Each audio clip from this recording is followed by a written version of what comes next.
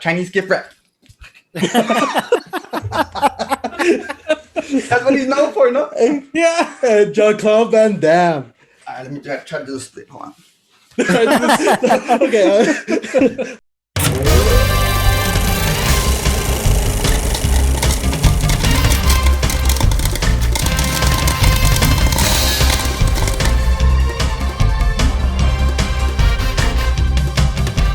Welcome back to the WatchTower Podcast, a new podcast on Tower Productions' TowerCast Network. If you haven't yet, go ahead and check out the Instagram page. It's a brand new thing we got going on for the TowerCast Network, and that's where we're going to be sharing all of the news for the TowerCast and the WatchTower Podcast. But today, we're here because we're film nerds, and we love to talk cinema. And you'll see a lovely panel that I want to introduce now. We have Mr. John Eric Castro joining us. How you guys doing? And then we have Mr. Christian Yokomoto Medina. Well, hello, fellows and fillettes. We have Michael DeLao. I'm the one with the glasses. Hi. That's the one. Well, you have somebody else with the glasses today, but well, we also have we have Austin Young, making sure we're sounding good and everything. Howdy. Last but not least, we have a very special guest today who actually suggested this film that we're going to be talking about. We've been asking you guys to send in some audience suggestions. Robert Holguin is joining us today. Welcome. Very good to be here, and very glad that you indulged me with this request for this. No, listen, we asked people film. to send in different requests, and we've gotten some, and they've been great. And then Robert says, hey, Robert has been on the TowerCast with us before. So if you haven't checked out that episode, go back and listen to the TowerCast with Robert Holguin. He has an amazing story, upbringing as a filmmaker in El Paso, independent filmmaker in El Paso, and he's branched out and gone into other markets like the LA market and the New Mexico market. And so go check that out. But he reaches out and he tells me, Carlos, you guys are doing WatchTower and you haven't done Lone Wolf McQuade. Why? And I say, you're absolutely right. Yeah, we all, you kind of know here through the grapevine that it's got a lot of El Paso history, and we used to watch it as kids all the time, but now it's time to revisit it. So we are doing 1983's Lone Wolf McQuade, directed by Steve Carver, written by B.J. Nelson and H.K. Dial. This was very interesting. We revisited the 80s, not just with a Chuck Norris and David Carradine cast, but with El Paso in the 80s, and it's kind of insane to see. I want to open this conversation up with first impressions because most of us either saw it for the very first time, or we haven't seen it since we were like 5, 6, 7 when it was running on TV all the time. So, I'll start with Castro. Castro, what was your kind of first take on this film? You know what? I actually watched this film when I was little. My grandma used to have it all the time on TV.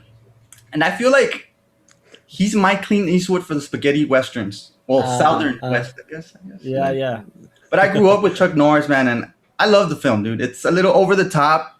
The dialogue, you kind of see where it's going. A little. It needed to be. It's that style of film, right. Yeah, it's an action film, so it sticks to that. It sticks to the action film. Sure.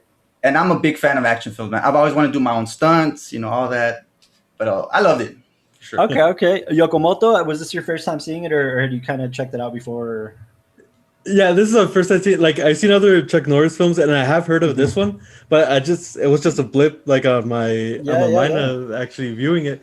But I saw it, and yeah, it's that perfect 80s cheese. If whatever you think of Chuck Norris movies is this exactly it. It's almost like this movie is where all the Chuck Norris jokes and memes came from. Yeah, exactly. It's because he's a legend, and in a good way. Like when they make fun of Chuck Norris, or where they kind of when they do this exploitation of Chuck Norris, it's not negative. It's not like he's a bad actor. He's a badass. He's a badass, and he's known for it. And he's charismatic. So I think it's great.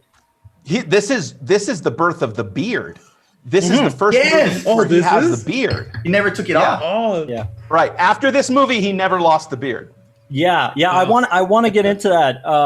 We'll talk about that a little bit. DeLao, Austin, what were your guys' impressions of the picture? Well, this was the first time I had seen it. I think I had heard of it a ton of times just because people bring it up, it was filmed in El Paso and all that. Yeah. But I never realized how much El Paso just needed like a badass action star. We needed this was Bond and I mean just Indiana Jones. Like this was everything. It was just all packed into like one little perfect bit. And there's something so gratifying about seeing an action hero like going through like places where you're like, I've been there, you know. So I don't know though, just like the fun of it. So yeah, no, just beautiful awesome action picture. I agree 100%. Robert, you've obviously seen this picture various times. You've suggested it, and I'm sure you've covered it, even in certain instances, by just going to wherever they filmed it and kind of talking about it. What was your experience with this film? Yeah, I mean, listen, just like you guys, I would catch it on cable when it was on cable, and you'd get bits and pieces of it. But sure, I think as I got older and I began to digest, it's a pretty oddball cast of characters, and it's a strange script. And to me, the first and foremost, the movie is such a great time capsule, right? Yeah, because it was shot in the spring of '82. And so, unlike other movies that might use El Paso as a backdrop, or sometimes they'll claim they're in El Paso, but do most second unit stuff somewhere else. Yeah. This is all El Paso, man. El Paso, Sunland Park, Fabens, it's all here. And so it's cool to see just all of the things of that period frozen in time, from the Mills, the Mills building. You can see that they go up in there to the police cars for the El Paso Police Department. It was great. I think one of the, as well. I think one of the big things is the minute this picture opens up, my experience, again, I hadn't seen it in a very long time, and when I revisited, it dawned on me just how important El Paso is to the storyline. It's not like you said, this backdrop. I think it's so refreshing to see a film like Dalal was saying that is a badass action movie that takes place in El Paso and has El Paso almost as a character in the film, because we open up in the deserts of El Paso and there's this shootout, and most action films nowadays have this plot that tries to be clever to lead up to the shootout. Not this one, man. You shoot first, ask questions later. Yes. Right. This film opens with the shootout. And I'm glad you said what you said, Casero, because Steve Carver actually was a massive Sergio Leone's fan. Oh. And he wanted to make this picture in the style of a Sergio Leone spaghetti western. Okay. So in a sense, Chuck Norris was the Clint Eastwood of this picture, was the Clint Eastwood of his vision. So I think that's very interesting. But we open up with this shootout. And immediately after, once he's, finishes kicking ass, as one would say, as I would like to say, downtown. Oh, what? Go ahead. As I would like to say, he rambles himself into the credits. Yeah, essentially. Then we go into literally downtown El Paso, smack dab in front of the convention center, which was then known as the Civic Center, the El Paso Civic Center, and we see the signs and we see just this.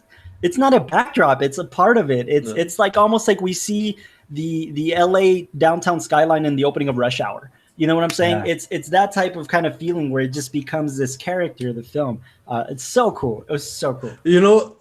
What makes it such a big difference, especially this whole using El Paso as a backdrop and essential to the story, is that so we have another like local film, big film, right? Manos Hands of Fate. Right.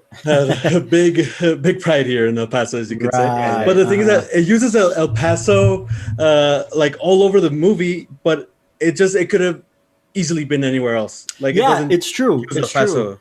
And you know what? I mean, let's talk about that a little bit, because I think that what's essential here is that the director, Steve Carver, he wanted El Paso. He just felt the atmosphere. In fact, one of the things he said about shooting in El Paso was the fact that not only is it a great backdrop, but the fact is the setting made it authentic.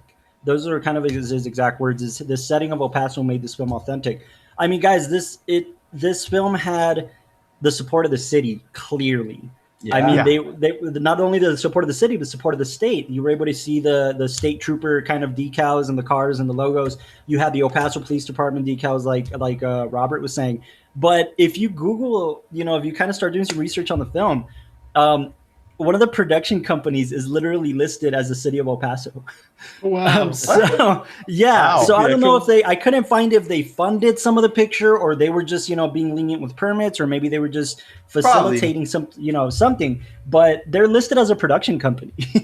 Well, here's what I thought was really interesting. And I mean, I don't know if I'm breaking the rules here of the podcast. No, go ahead. If we're jumping to plot points, there's the really strange I want to hear this decision in terms, if you were a screenwriter, there's the really strange decision they make near the end of the movie to get to the standoff at the hacienda, where they have to like backpack and hike through Waco tanks and some other locations.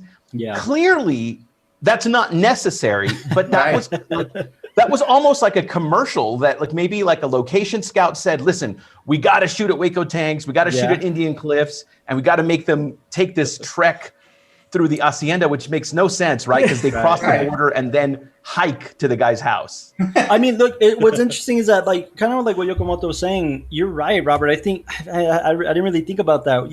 This could have been, Chicago for all we know, but to us, to people in El Paso, we see the rail yard and we see the haciendas and we see like these. We know we've been there. We grew up there. We went to Scenic Drive with a girl at some point. We went to the Trans. You know what I'm saying? That scene with the Trans Am and the daughter.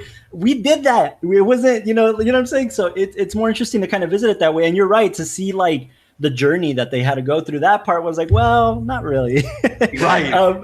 Because that was to satisfy the local tourism. Yeah, but really I think maybe like that's a nod or like a bit of we should pay some respect to the fact that the filmmaker worked with what he had. He could have said, hey, let's shoot this second unit outside of LA and it'll look better because of this and this, but he didn't. He said, we'll make it work. We'll make it look more expensive when it really was. I mean, they blew up a gas tank in front of the rail yard center. Yeah. You know what I'm saying? Like they clearly had a little bit of money behind them and the support of the city to do whatever the hell they wanted, because they were everywhere in this film. Let's talk about the story a little bit. Let's talk about the story a little bit. I like that you opened that up, Robert, in terms of the plot.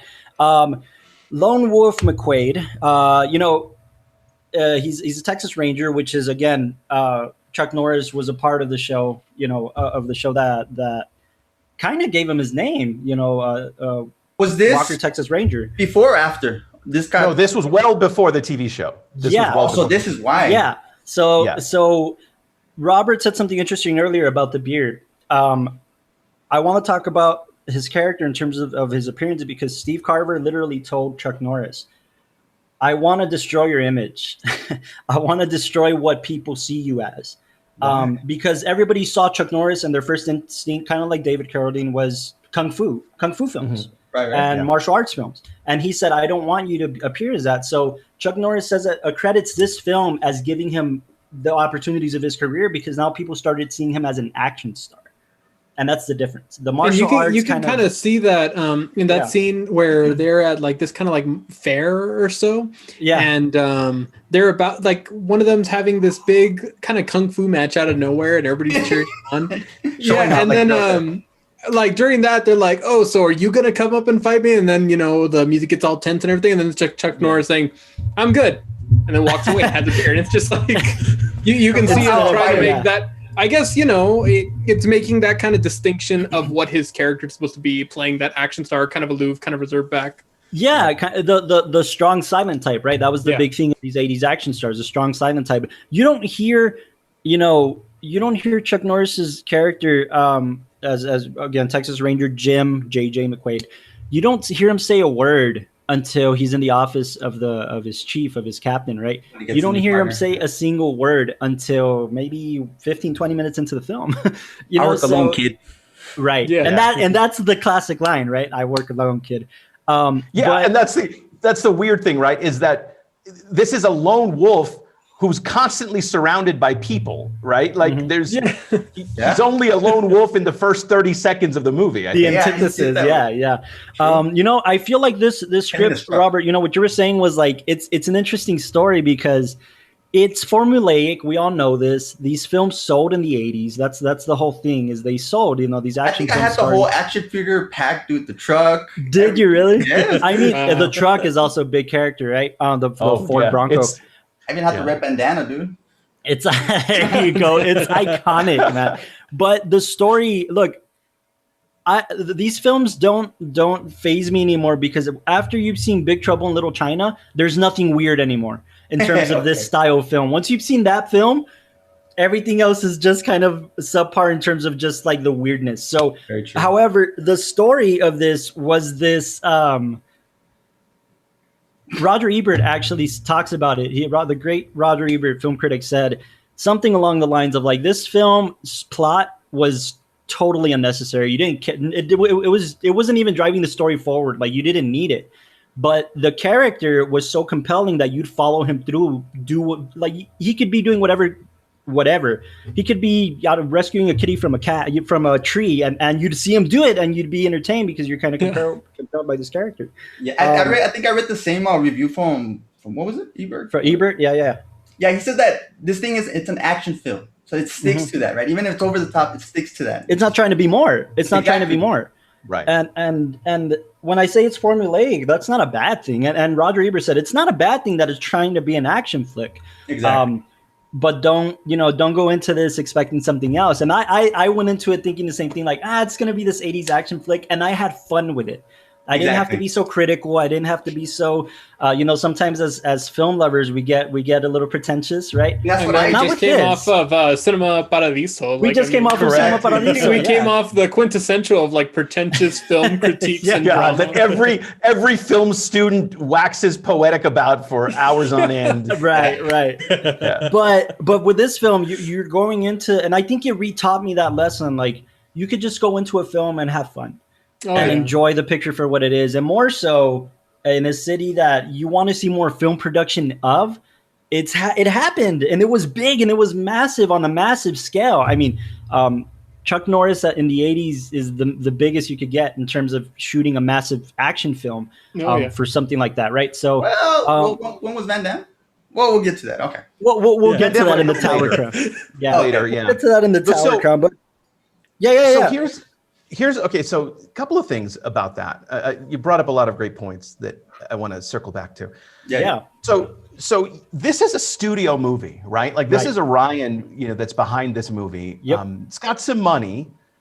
It's got pretty great practical special effects. A lot of explosions that aren't green screened. This is real stuff blowing up. So I love that part of it, right? That's great. For whatever reason, I thought it might have been budgetary, but perhaps they were going for the PG-13 rating. You don't have squibs, so you never have any squib work, and that makes it feel a little cheesier, right? Like a little because he's spraying the machine guns, and people fall down. Could have been grittier in a way. It could have been grittier. Look, we had this film. I'm glad you brought that up, Robert. Orion Pictures was a subsidiary of MGM. So when you see the film, it opens with the MGM logo, which is big distribution, massive distribution in the 80s. I mean, this MGM was a big company.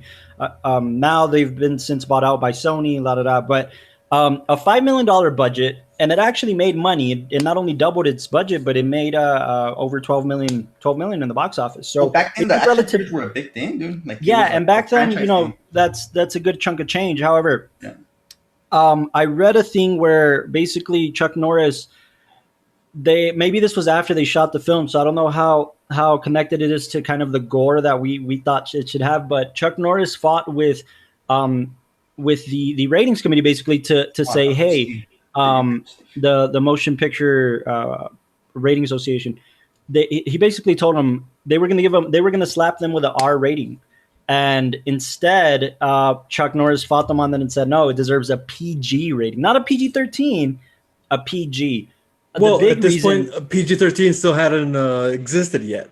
By 82? It was a bit later on. Okay. So from PG... Raiders of the Lost Ark, if I'm not mistaken, that the first one. The first one kind of kicked that off. Interesting. Okay. I didn't know that. Yeah. I didn't know that either. I think that's what happened. I think they wanted this to be a commercially viable family picture that they could see on a Saturday afternoon. Mm-hmm. So maybe that's why, Robert, we don't see the blood and the kind of the roughness around the edges that we would see in perhaps other Chuck Norris films. Just to kind of give you an idea behind that whole PG-13, the way it kind of came about is that when Raiders was coming out, they wanted it to be this big summer oh my God, what snapped? Sorry, you're good. Yeah, they wanted it to be this big summer family flick that was an adventure with Harrison Ford and that families could go and see. But because of some of the death scenes and because of, people being attacked and all that kind of stuff, they wanted to hit it with an R rating. And they thought, if we get it with an R rating, it limits the amount of market that we're going to be able to give it out to. But it's not, we don't want to push it where it does get that R rating, and we don't want to take away anything. So after fighting for a while, they came up with this compromise, which was a PG-13. So that way it was still under the PG kind of handle of family film that you could go watch, but for a slightly more mature audience and all that kind of stuff. Yeah, so I think that makes sense. I can see with films like this beforehand, you're thinking, do I push the film to the limit of rated R and know that I'm going to be getting a much smaller market, especially if it's meant to be kind of a fun action film, or do I dial it back to the point where it's kind of it's lukewarm in what it can do? And I think this film shows where they were pushing it to that potential of PG, but then we're inching closer to the time when it was like you had to decide one or the other, and we kind of get. I think that's fair. And I think the 80s, they were much more forgiving than nowadays, right? So even if they pushed the bar a little more, I think it would have been fine. But I'm glad that they made a decision, because it was some of the cheesiness that we're talking about. I think you hit it on the nose, Robert. I think it has to do with that. The fact that they knew what choice they were making because they knew how much money they wanted to make up to a certain point, And you also mentioned, that El Paso worked so great as a location. And it's funny because I'm sure you guys could spot this as filmmakers. And this had to have come down to budgetary constraints and scheduling constraints. They shoot so much of the movie in the middle of the day, which is terrible, right? But you can tell. But man, when they pick their shots, like when they're shooting at golden hour and when they're shooting, when it matters, El Paso looks great. And you just have to imagine the cinematographer knew that, but it had to have been because they had to have a certain schedule, and they're shooting like at noon in some cases, and it just doesn't look very good, Yeah, I mean, I don't know. I agree with you, but I think I think that's part of the reason. I think if the city was going to be so cooperative, they were going to say, maybe this was the film, and I hopefully I can read up on that. I couldn't find anything on it, but maybe this was the film that El Paso said, well, if this goes well, then maybe we should allow other productions to come in and do what they do. And that didn't entirely not happen. We had a lot of other films, kind of bigger films, come in with different motives, right? But also, maybe that was the point, right? Was the city wanted to showcase the city to other kind of filmmakers and to a bigger audience and to a bigger spectrum. That could be a thing, but also this movie is basically a Western, right? Right, correct. That's basically what it is. It's a mashup. I mean, if it's a mashup, honestly. Yeah, and really, a Western is rarely at night. It's always at the bright of day because it's supposed to showcase a desert. So, and this director, as you mentioned earlier, that basically what he wanted was to kind of emulate more of the spaghetti westerns. Yeah, and I mean, at that time, it was basically that bright daylight. It's a good point, but I do want to tackle on that a little bit. Let's talk about one of the scenes that stood out to me. Obviously, is when we have the scene with the Trans Am, the machine guns, and then we see the Trans Am kind of flip over the mountain. That's smack dab in like the middle of Trans Mountain, So I think you're right, Robert. I think there was a scheduling thing where the city said you have, I mean, look, in instances today, we hear a film saying you got 30 minutes. We're going to close the street for 30 minutes. We're going to hold traffic. And then that's all you got. You got 2 takes or whatever, right? So I think that may have been the situation here, but you're right. They took so great advantage of that because it looks great. I mean, it looks great for what they were given or for what they had to use, the resources that they had. And then some of the night stuff was kind of on the nose as well. We have the police cars and then we have the trailer, that specific scene as well. It was done pretty well. It was done pretty well for what they had. Even the shootout in the beginning where it was, again, a little over the top. And we have like the Mexican performances characters. are really big, right. Yeah. It's melodrama. It's melodrama set in a Western, basically. Right. And even the Spanish-speaking characters were authentic, because that's how so many times, authentic and melodrama, I guess, is how I saw it, right? Like, you had the initial character like, Cabron, like repeating the word again and again, and then the sidekick as well, the other gentleman. The nickname Beltran? Robert Beltran. Robert Beltran, Cayo, right? He was kind of named Cayo. He was great, and you've seen Robert Beltran in other things, mostly TV shows, mostly like the CSI Miami type stuff, and Miami Vice and stuff like that. You've seen him in, but he did pretty great. In fact, I thought before I knew who he really was and kind of went back and revisited his work, I thought, man, did they cast somebody from El Paso and he was this good that they were like, but they didn't. He's an LA actor and or I'm sorry, a Miami actor that kind of in that side of the country, but he did really well. He was really authentic to somebody like a cop that would be in El Paso. I thought that was really interesting. Yeah, I liked I liked him. I thought he was charming. I think he was a little it's probably hard to I don't know if this was like his first feature or is one of his first, big roles, but probably pretty hard to vibe with such a strange style that Chuck Norris brings, right? I mean, he's so flat to match his wit, right? To match his wit, and it's intimidating to say the least, I imagine. But it does strike me that like the director, he came from like the school of these crazy 70s. Exploitation movies in some case, right? And he doesn't seem to I don't know. Like I think he kind of missed the mark. I understand that he was. I'm glad somebody said it. Because that's how I went into this film. No, go for it. Well, no, yeah. I think the performances tend to get comical when it could have had like a much more serious edge, because I don't think he understood exactly where he wanted to go with it. Christian, you mentioned that it was a Western, absolutely, and of course the soundtrack is a ripoff, right, of like all the right, absolutely, But it also is. I think it's credited as being the first Western martial arts mashup. So it ends up being a martial arts movie at the end, right? So that's really interesting. Yeah, I want to talk about that specifically, Robert. You talk about it being a mashup, and the score is so pivotal. And I want to talk about it because we have David Carradine, and if the place where I know David Carradine the most, and I think everybody, is Kill Bill. He was Bill. He was the Bill. Well, I knew him from the TV series, the Kung Fu thing. I think that's what it's called. I knew. Oh, you actually, yeah. Yeah, I knew him from Kill Bill, and if you listen to Kill Bill's score, if you listen to Django Unchained, if you listen to The Hateful Eight, it's following these westerns, the score, Ennio Morricone scores, and I feel like this film was trying to do the exact same thing. It's a ripoff to a certain degree, right? Because it wasn't Ennio Morricone, but I have a feeling when Quentin Tarantino was making Kill Bill and he was looking at David Carradine's work, he was looking at Lone Wolf McQuade. This is exactly the type of picture that Quentin Tarantino is a big fan of, is these B Western / kind of action films. That's Tarantino style, man. Yeah. So I think this was a film that he was looking at while he was casting Kill Bill. I just think at least like he would remember in his video store. Or that, yeah, exactly. He would recommend it out to the people, right? Right. Is there anything else that stood out in the film for you guys in terms of maybe the action sequences, the fight sequences? The big, massive fight sequence at the end is awesome in the sense that both Chuck Norris and David Carradine did their own stunts. And that was one of the only things in the film they did that for. Chuck Norris is notorious and known for doing his own stunts. That's kind of one of his things, his trademarks.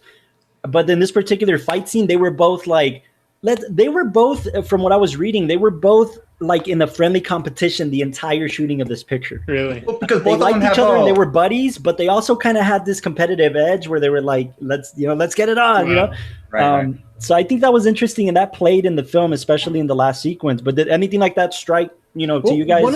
I mean, I don't know if it's just with all the films that were kind of thrown today. Sometimes there's these stunts that you see that you're kind of like, oh, okay, well, we've seen that stunt in a lot of films, or, oh, we've seen this stunt and that stunt. So nothing really pops. But these stunts all seem to really just have this punch that I think a lot of like the classic 80s action films, even into like the 90s and all that, really had. Like the one at the rail yard, when one of the people they were attacking like was escaping, and you see Chuck Norris grab onto the car and just get dragged around and thrown around. Like, it's such a great scene to think that was filmed, and just it's Chuck Norris like flipping on the side of a moving vehicle. He's not hiding his face. Yeah, it's crazy. Right. It's crazy. That was a great stunt. Yeah, I mean, you know, you look into it, and it's those kind of stunts that, I mean, people would be saying, no, we got to find some way to CG it, because it's just it's way too over the top, you know. And I mean, the film had the punches. You know, sometimes we think a lot of like El Paso films, maybe filmed here, there's something about feeling like at home that we think not a whole lot can happen, but you really saw this film kind of bring it. You were even mentioning, Robert, like the practical effects and all that. No, it's so refreshing to see a film set in El Paso that's not about drug smuggling, or it's not about necessarily trying to get something over the border. You know what I'm saying? And just weapon smuggling. You know? Yeah, just weapon smuggling. You know, but it was international. It wasn't about the Juarez border. You know what I'm saying? So I thought it was refreshing to see a film, an action film with big names and more than a modest budget. Tackle that and not trying to depict El Paso as how films depict it nowadays. So I love that. I will say it was pretty weird that when they actually get to Mexico, what happens is that basically all the Mexicans from that town come to basically kind of like see as Chuck Norris as a worship or something. Yeah, they have to be there. Yeah. It was weird. Very weird throughout the whole Mexico City. They had very weird. Robert, for this film, do you see? Because I think that's a cool thing that you brought up, Yoko, about the fact that Mexicans in this film and Mexican Americans some are depicted very accurately and pretty great, and others are that's problematic. Problematic. So do you see what do you see the evolution of shooting in El Paso and telling a story in El Paso from this big Hollywood picture that had a great cast and great budget to what we're seeing now and the stories we're seeing now? Do you feel like there's something there to explore? Yeah, I mean, listen, I think to your point, it was interesting and good to see that El Paso was portrayed not as this third world place, but as this cool city on the western frontier, right? And I think El Paso comes off looking good. J.J. McQuade's house or hovel looks like garbage. He lives in what looks like a junkyard. And so that looked like, I don't know where that was shot. That looks like it might have been. What I think is funny is like we still see buildings like that in El Paso now. We still see these rundown houses in Sanelli or wherever. We're kind of in the outskirts as well. I thought that was interesting, but I was nitpicking this film. In terms of location, I was ready to say that wasn't shot here. They second unit that. No, that I was ready, and they didn't. Like even when he picks up the daughter the first time in the mom's house, that looks like an El Paso street on the west side. You know what I'm saying? Right on the kind of on the edge. Looks like Diaz house right over there. By the way, I thought exactly. I thought it was so funny that the moms was like, "Hey, I'm gonna get a job in Las Cruces," as if that's 2 days away or something. It's crazy for us because it's like Las Cruces, we can't go over there, and for us, I mean, we'll like go to the farmers market there and then walk back. Exactly. That was a weird decision. That was a really. Why didn't they say Albuquerque? You know what it is? They love the names that they were getting off the cities. Like they were getting El Paso, and then they were going to get Las Cruces.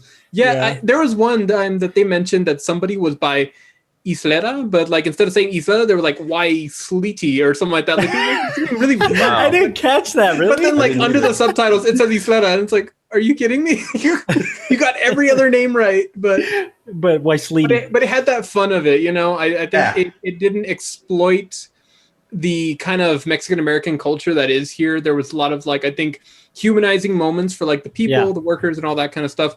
Of course, you had your main crew and cast that were interacting and all that, but I mean, it was still El Paso. We still could connect, and we didn't feel like we were being insulted or saying like, oh, really? They picked that location to kind of like highlight El Paso. Like they were using the convention center. They were using Hueco tanks. They were using a lot of these really interesting locations that we've come to value. We just don't really imagine those kind of like action being there. We see this aerial shot kind of open the El Paso sequence for the downtown Texas DPS kind of scene, where we see the classic 80s action aerial shot of the El Paso skyline, and we see the Plaza Hotel smack dab in the middle, and then we see the Santa Fe Street sign. So I thought I was so excited to see that because we don't see that anymore. You know what I'm saying? We don't see that anymore. Not only in action films, but for El Paso, we haven't seen that in a very long time. However, I will say this: I think a lot of El Paso filmmakers now could make that film with $15,000. You know what I'm saying? I think a lot of people can shoot that the way it is. And I've seen a lot of action features, independent features here in El Paso that have been successful in what they're trying to do. So I think back then, obviously, it was a big deal, and they had a lot of resources. But I think we can do something like that very easily now. In with the resources we have as indie filmmakers, I thought it was like, well, that was fun, but I think anybody could make that with a couple months and a few grand. So I thought that was pretty interesting to see how far we've come, I guess, as filmmakers, where I've seen El Paso filmmakers actually do this now. So I thought that was interesting. You know, can I quickly? I want to touch on a couple of things here, because I want to get your opinions on them. First of all, circling back, let's talk about casting a little bit. Circling back to Carradine, to David Carradine, a really interesting choice, right? In the sense that, remember when he was in the TV show Kung Fu, which predates this, which made him, kind of a star, arguably, right? Kung Fu, he was cast in that because, remember, Bruce Lee was cast in that originally. And then at the last minute, ABC said, no, we can't have an Asian in the lead. We can't have an Asian. So at the last minute, they yank it away from Bruce Lee and then stick David Carradine in there in makeup, which is really problematic, right? He was kind of like an Asian makeup. Right. And so there's that Bruce Lee connection that then feeds into Chuck Norris, because really the whole reason Chuck Norris got into movies was because of Bruce Lee, because they were homies and got him into the industry. So there's like really great DNA that's happening on screen in terms of action movies there. Secondly, in terms of local hires, there's a couple of interesting local hires, and it's always cool when big movies use local hires. Speaking as a local hire, who's been wink, wink. But you have Gil Reyes, who is the bodyguard for the Falcone. Remember, he's like the big bodyguard, and Chuck Norris just always knocks him out. You know what we're talking about? He was the strength coach at NMSU, and then he went on to become Andre Agassi's personal coach. And so when Andre Agassi was the biggest tennis star in the world, Gil Reyes was his strength coach. So it's kind of cool to see Gil in the movie. And then you also have his name's going to escape me right now, but he plays the Cuban. The first time that we see David Carradine, he plays the Cuban.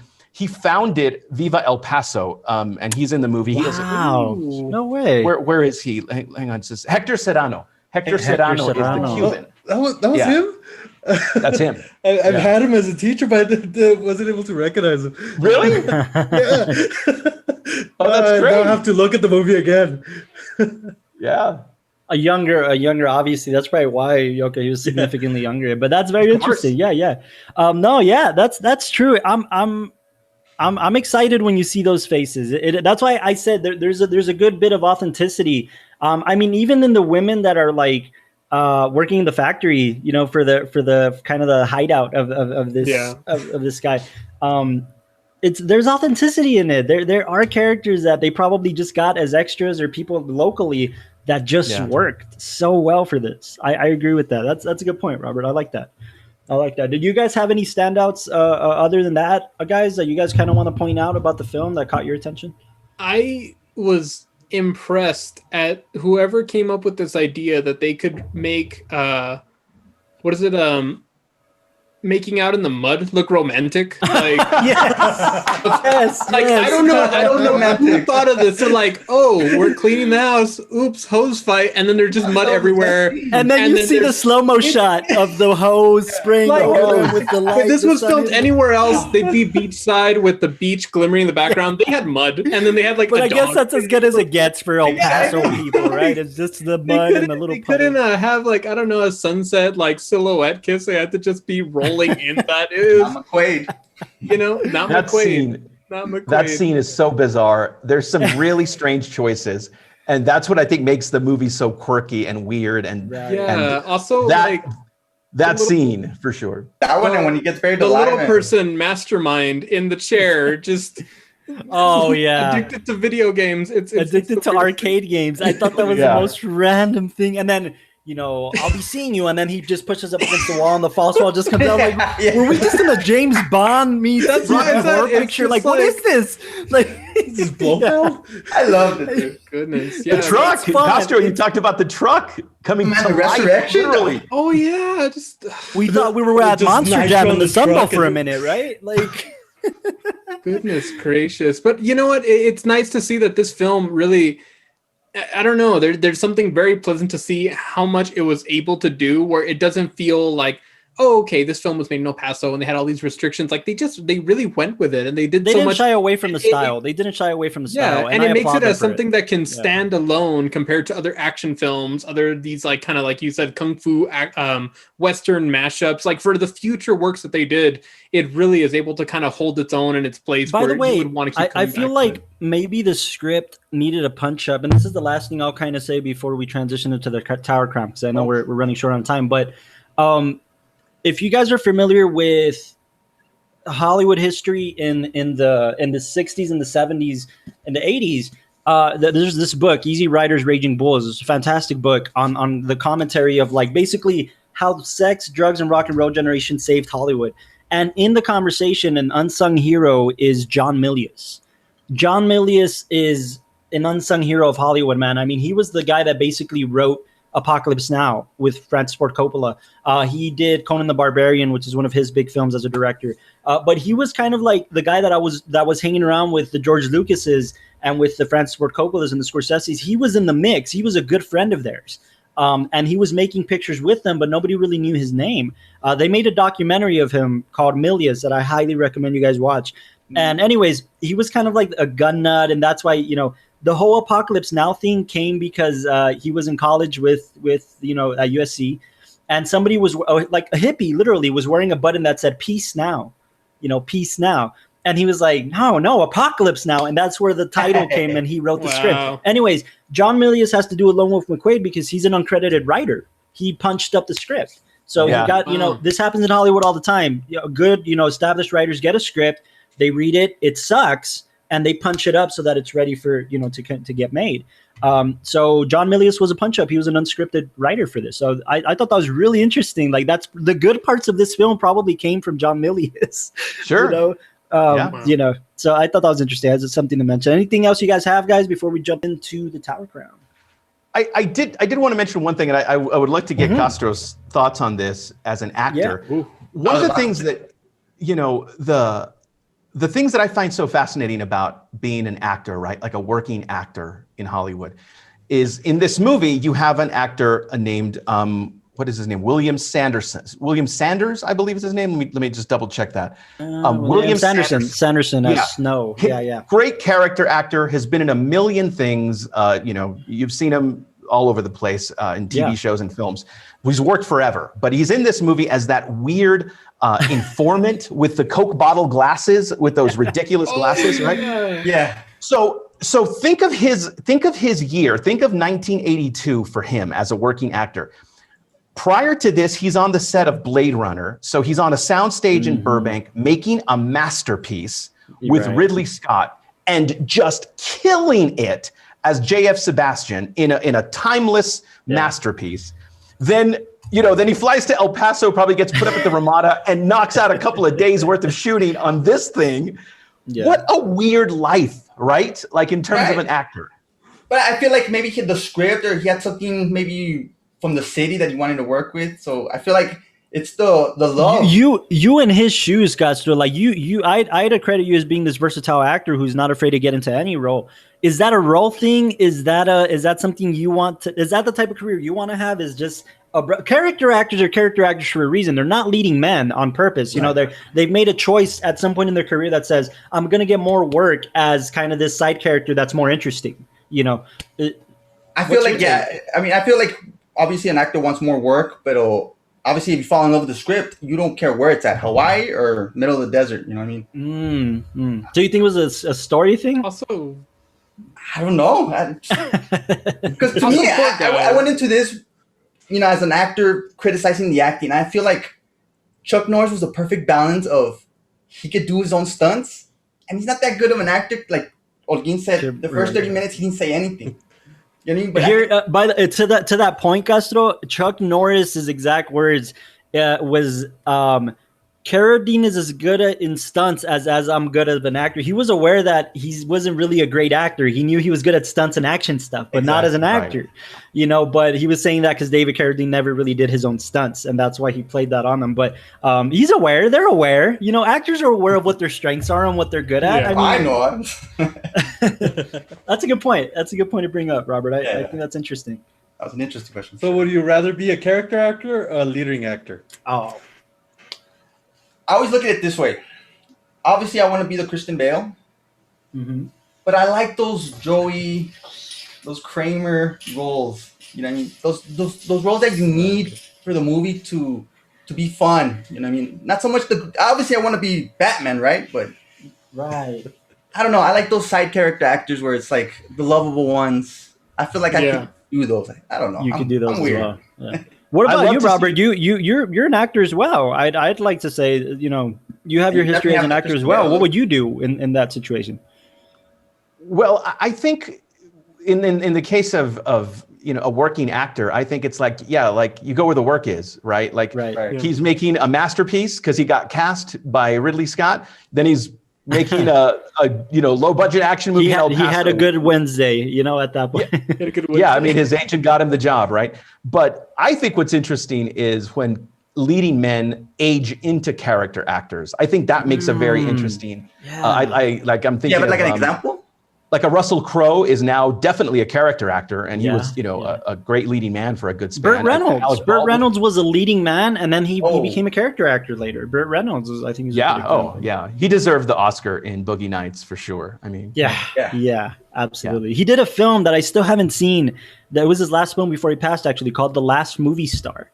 And I heard all of this great acclaim towards his role in that as a leading man again, because again, he was a character actor for the later years. So I want to see that. I'm curious to see if that holds up as his last film, He's such an interesting person. He was like this kind of jock, but an artist. I just recently saw a movie he directed. I think it might've been his only movie that he directed, a cop movie that they shot in Atlanta, when he was still in his leading man days. We had somebody who was involved in that movie. No. Brett Ratner told us about Jackie Chan's involvement in that movie, if I'm not mistaken. Oh, yeah. Okay. I forget the name, but apparently Jackie Chan played a very small role in it, if I'm not mistaken. Or maybe we're thinking of the I don't remember seeing him, but it's possible. Oh, yeah, there is. There's ninjas in that movie. Yes. I didn't realize Jackie Chan was involved. Brett Ratner told us about that, like that Jackie's kind of experience wasn't great.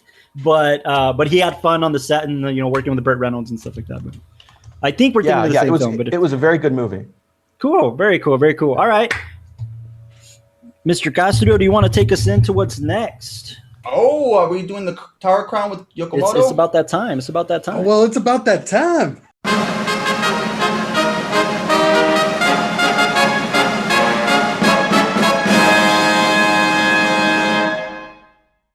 Welcome to the Tower Crown, debate show where we just go for the best movie, whatever topic it is going to be. Yeah. I'm still workshopping the idea. So what happens is that we put up a poll on Facebook to get people's opinion on what this time was, what is your favorite 80s action icon? And just to remind the people, we had these options. We had Sylvester Stallone. Of course. Adrian! Arnold Schwarzenegger. I'm the worst. Naturally. No, Castro, now you have to do an impression of each one. I'm ready for Arnold. Right. Go ahead. No. Go to the chopper. Steven Seagal. Chinese gift wrap. That's what he's known for, no? Yeah. Jean-Claude Van Damme. All right, let me try to do the split. Hold on. Okay. Castro, you realize this is how we're going to open the show, right? You realize that's what I used to do the split. So the people out there voted for their two favorite people. So these were Arnold Schwarzenegger and Jean-Claude Van Damme. Oh, all right. You know what? As being our special guest, Robert, we're gonna let you choose one of these icons that you want to defend their honor against somebody else is going to argue that they're the better icon. No, all three of us are going to choose. Who would you choose between these two? between these two, so I can't go back to the original. It's got to be the people voted. The These audience were the voted. favorites. Okay, because I would have picked Stallone just for the record. Because, Right. Listen, I thought when but- I heard about the poll, I thought it was going to be Stallone and Schwarzenegger, but apparently John Claude Van Damme's up there. Look at that. yeah, Audience chose for you to suffer tonight. So now I feel like the obvious is Arnold. I think that's like the obvious. You made more money. I don't think I never connected too much with Jean-Claude. Listen, he made some Bloodsport is a great movie. Watched it a bunch in high school. Yeah, I mean, really, just the whole, just the way it was just arranged, and it was just pure martial arts. Yeah, it was great. It was great, and I even loved some of the real weird, like low budget stuff he did with Cannon. Like I think he did Cyborg, and it's such a weird movie. Oh yeah, but Universal Soldier and all those. Yeah. And listen, Schwarzenegger, right? I mean, here you have Mr. Olympia. What a story. What a life this guy has led. Yeah. From bodybuilder to governor. I mean, getting old. I interviewed him as governor, so I wow, got to interview him. You got to tell us that story now. Now that we're talking about Arnold, how was that? Well, so when I was working in Los Angeles, he was the governor of that state, which is insane, right? Stop to think about that, right? California. But it's like Ronald Reagan being president, right? I mean, these things happen. As insane as they are. Except, was Ronald Reagan ever a 250-pound killing machine? That's a good point. Predators. That's a good point. Right.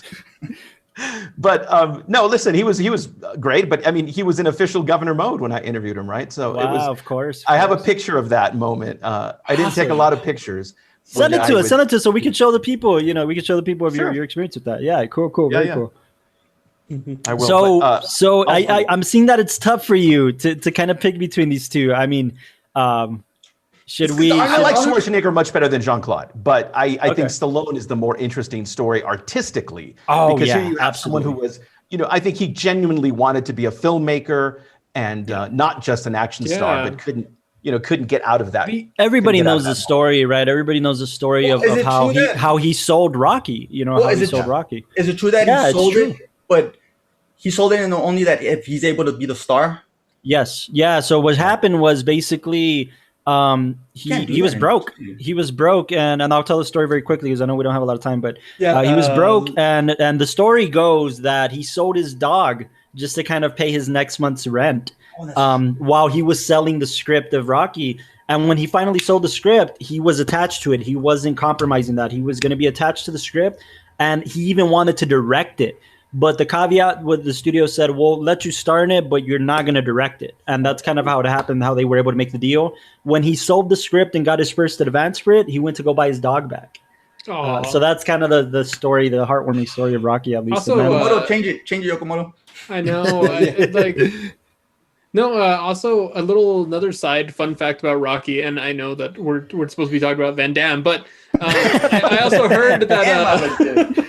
You see what you do, Robert? That's it. We got to talk. I know. No. What I heard is that during the first scene, or like when he's ice skating and he's just kind of running on the ice, and then she has like the pair of skates, and you hear the guy in the background say 15 minutes, 20 minutes, or like whatever, and he's basically saying how much time they have to be on the ice. That was the actual attendant kicking him off of that set after they had filmed it. Like basically, like while they were filming it was a low budget, man. It became iconic, obviously. And it obviously even spinned off the Creed franchise, which we now know is very popular and very into it. But I think Sylvester Stallone, you're right, Robert. He became a filmmaker. He directed the Rambo films.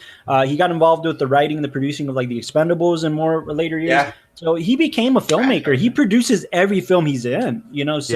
So I think that's honor. That's admirable for sure. So I see that Robert, you're heavily towards this match. You're going to Arnold, but Castro, I know that you love Jean-Claude Van Damme. Why is he the better 80s action icon, Castro? Because he can do something all the other ones can't. The splits. Yes, sir. Just to start off with. No, but also I feel like the cool thing about Jean-Claude Van Damme is he never went into like guns and explosions. It was always martial art films. That's a good point. That was his unique style. You know what I mean? Yeah, that's true. That was his choice, right? That he'd push that. Yeah, what was his nickname? He was Russell's from Brussels or something like that. Because he used to be Yeah, he used to be a karate guy. Yeah. So I feel like he had his own unique style. Maybe not as popular and as, but I like Jean-Claude Van Damme. And then Bloodsport, best movie ever. The great 80s action movie. It really is. Yeah. Exactly. There's this really great movie, JCVD, that came out what was it, 2000. He became a director in later years, didn't he? Didn't Jean-Claude become a director and kind of started directing his own stuff? I thought he retired. I think he did a couple. Yeah. He's great in those Doritos that movie. Right. By the way, why are they all these guys? Like we have Arnold, obviously they're like Jean-Claude Van Damme's from Belgium. He's not. That was a big thing. Like these foreign actors, in 80s actions movies, right? I think I don't know. It was just something people were fascinated with at the time, I guess. Yeah. Hey, listen, he's certainly charismatic. I mean, no doubt.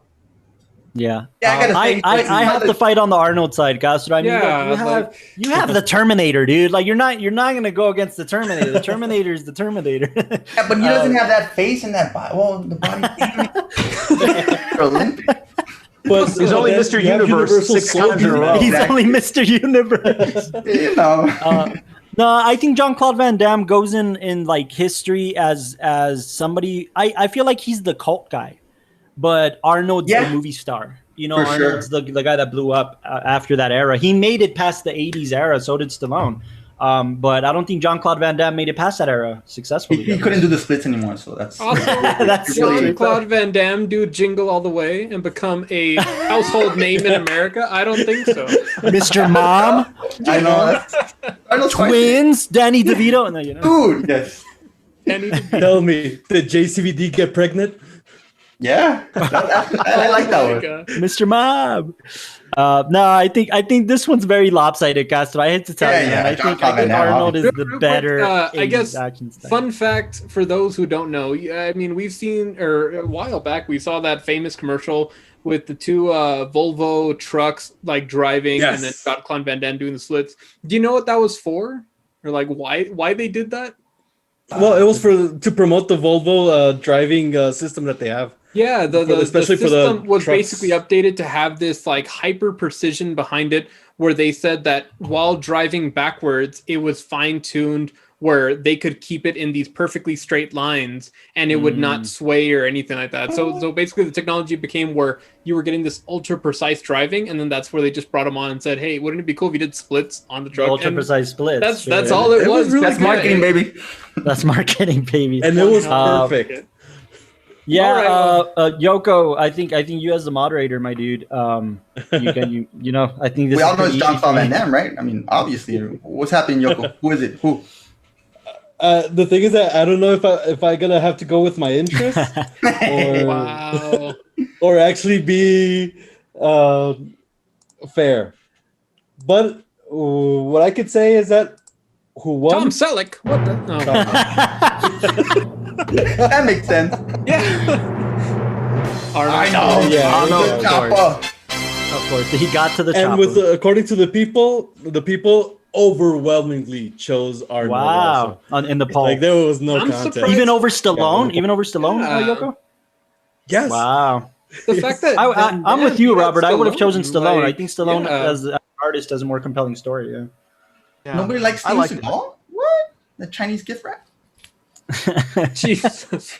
All right. Well, look, everybody, we thank you guys for tuning into this episode of the Watchtower. We had the awesome Robert Holguin talking to us just as a film lover and how he saw this film, and being from El Paso, it's exciting to see, but also it's fun to watch. It's fun to just kick back and watch this it's so bad it's good, almost. Correct. Like it's cheesy action film.